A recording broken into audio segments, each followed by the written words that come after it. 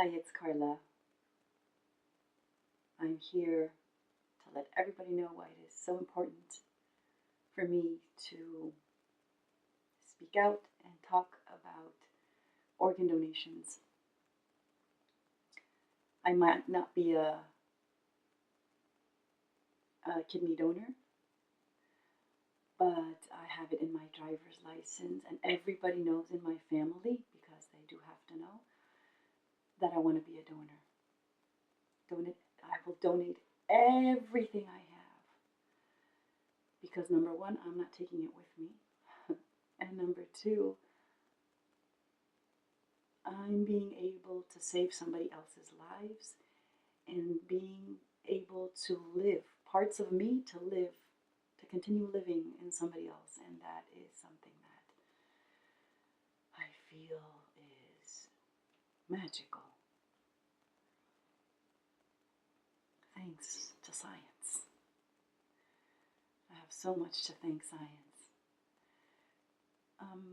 In the last video, I was talking about my surgery, how I started writing. And in those 40 days, my room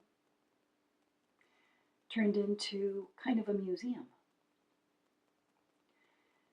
because I had a lot of letters and drawings and pictures from my third grade students. And I put everything on the wall, everything. The nurse came in and she saw me that I was standing on a chair, because I had asked my mom for Scotch tape. And I was standing on my chair putting everything up. She was so angry.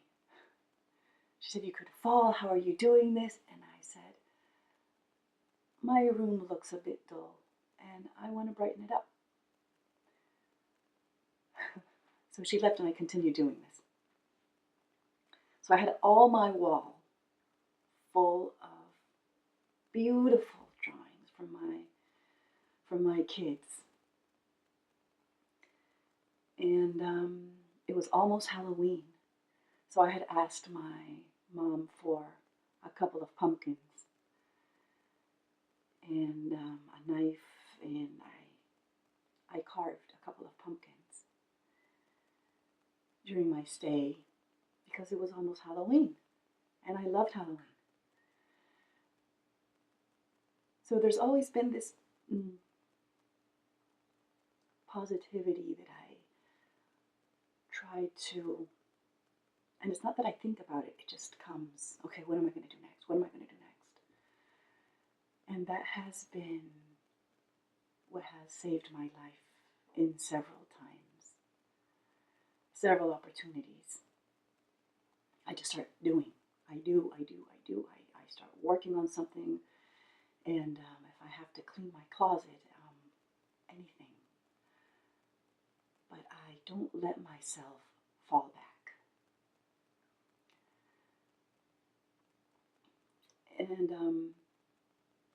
I was telling you that my room became kind of a museum because my nurses asked if they could bring other patients into my room, because they wanted to show them how I was approaching this situation. And they were in for a week and a half and then they were out. So I said that sure, that they could come and see, so they would come and visit me. They would just look at it, smiled, and thanked me for letting them in. But there was this kid, I think he was around 20s, he was early 20s. And my nurse said, "Could you please speak to him, because he doesn't want to take the medications, the immunosuppressants." And I was like, whoa, why not? He just received like the best gift ever. And she said, he's depressed. At that moment, I couldn't understand why somebody would just receiving a kidney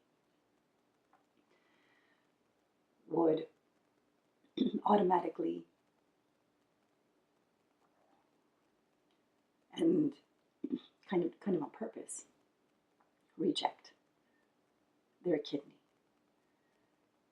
Then with time I came to understand that depression is not something easy to go through. I went through one myself, like 4 years after my transplant. And I welcomed him in, and he looked at my room. He couldn't believe it. And I talked to him. I explained how special this gift is, not only for him, but his dad had given him his kidney for his dad. So if he wasn't doing it for him at that moment, maybe to think about the sacrifice his dad had just made. I don't know what happened to him at the end. Then the doctors told me that medication adherence was something difficult for many, many patients. And you need to be very structured and take the pills on time. It's not a pill. It's not 2 pills. We take like 18 pills. At least I do.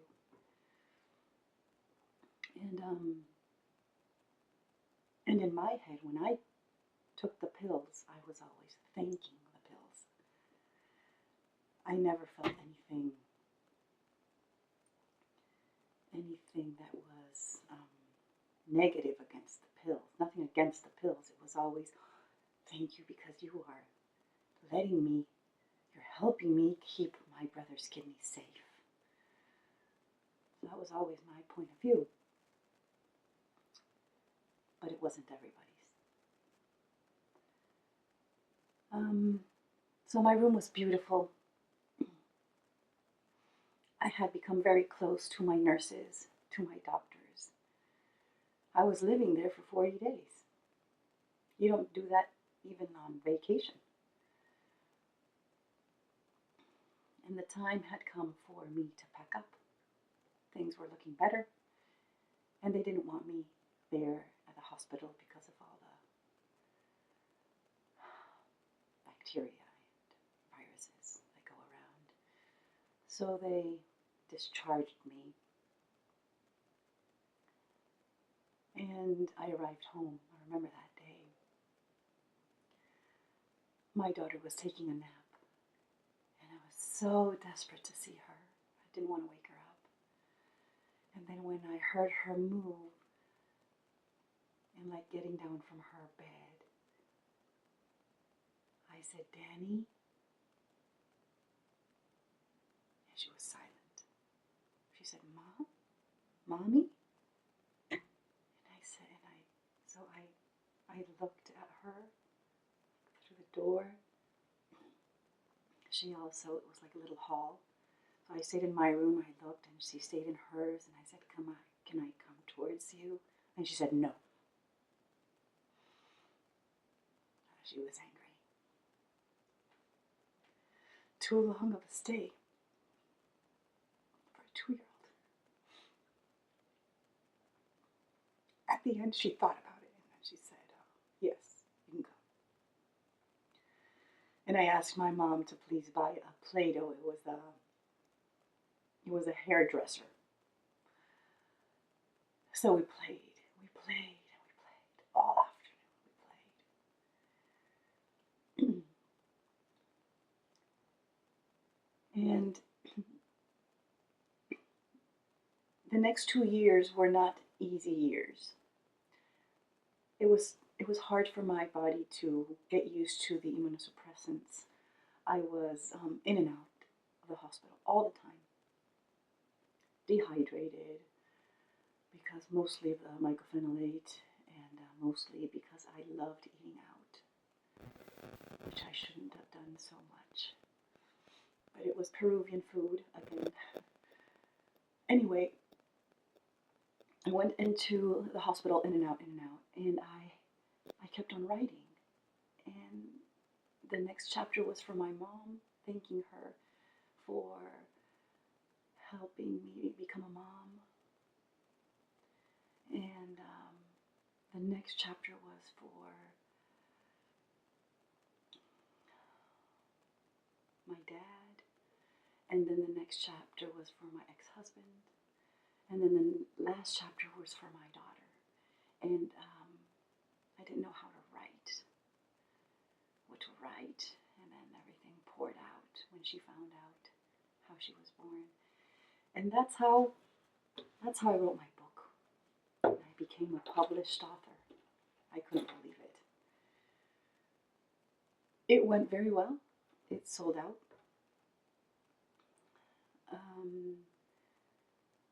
But that, I decided not to reprint because my ex-husband is all over this book. And that chapter is sealed and bolted shut.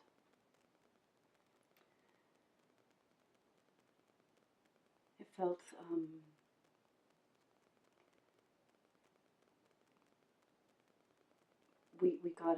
we got a divorce after almost 20 years of a relationship, and it was a pretty toxic one. So I felt like I was leaving a really bad reality show when everything happened, when everything came to an end, because that's when I became depressed. I'd never felt depressed before. I didn't understand really how people could get depressed. Oh, but I felt it. I really felt it. I was underground. I couldn't believe it. I remember one day the psychologist at school said, hey, you really have to start lifting yourself up. You went through a kidney transplant, and he is not a kidney. You need a kidney to live. You do not need him to live. And I was like, whew, okay, I said, you're right. Okay, you're right. And little by little, I got out. But with time, because time is also my best friend, I realized that this was also a blessing in disguise. I was able to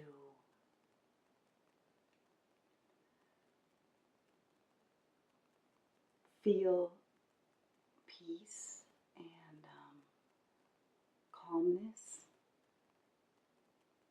which I wasn't used to. And then I was able to find love again. And I'll tell you about that in a second. Thanks for watching.